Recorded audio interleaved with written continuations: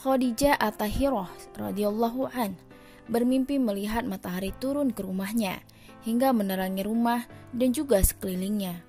Khadijah tidak dapat menafsirkan mimpi ini. Apakah berarti kabar gembira yang bisa membuatnya tersenyum dan merasa bangga, ataukah justru akan kian membuatnya bingung, larut dalam kecemasan dan terguncang. Ia menatap sekeliling, ternyata malam hari masih menyelimuti tanah Mekah, sehingga ia tidak bisa pergi ke rumah sepupunya, Warokah bin Naufal. Ia meninggalkan penyembahan berhala dan masuk agama Nasrani. Di tengah kegelapan seperti ini, ia terpaksa menunggu hingga fajar terbit dan cahayanya menerangi jalan Mekah. Ia bergegas pergi menuju rumah sepupunya Warokah. Ia mengetuk pintu. Begitu mengenali suaranya, Warokah merasa heran mengapa ia datang sepagi itu. Ia tahu pasti ada hal penting yang membuat At-Tahirah Khadijah datang. Begitu Khadijah menceritakan perihal mimpinya, wajah Warokah langsung berbinar terang dengan senyum lebar. Ia berkata kepada Khadijah, "Bergembiralah, wahai Khadijah, nubuwah akan muncul dari rumahmu, lalu menerangi seluruh dunia." Khadijah keluar dari rumah sepupunya dengan jiwa dan hati tenang.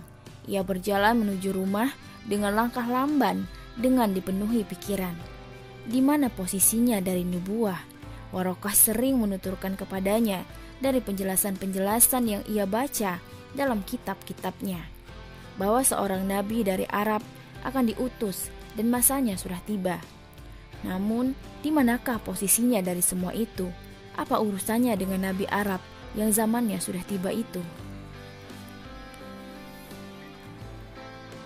Mimpi itu kian terpatri di hati Khadijah.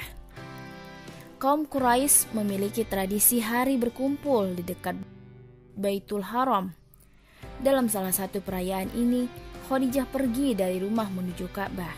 Setelah itu, bertawaf mengelilingi Baitul Atiq, lalu memohon kepada Allah dengan tulus agar mewujudkan mimpinya.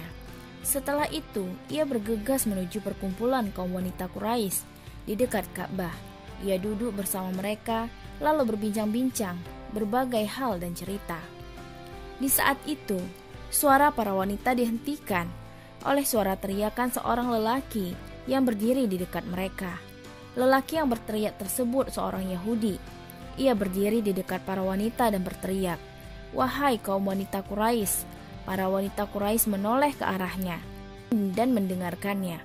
Ia kemudian berkata, "Wahai kaum Quraisy, sudah hampir tiba waktunya Nabi akhir zaman muncul.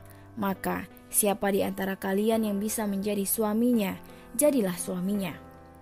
Para wanita Quraisy mengira lelaki itu berkata ngelantur, sehingga sebagian dari mereka melemparinya dengan batu-batu kerikil.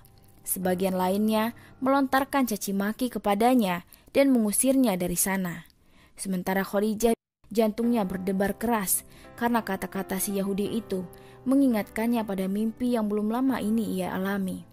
Juga teringat pada pembicaraan sedih namun menyenangkan antara ia dan sepupunya, Warokah bin Naufal, tentang penutup para nabi. Si Yahudi itu tidak berbicara mengelantur dan ia bukan gila. Ia memahami betul apa yang ia katakan, karena ia mengumumkan di hadapan khalayak ramai bahwa seorang nabi tidak lama lagi akan muncul.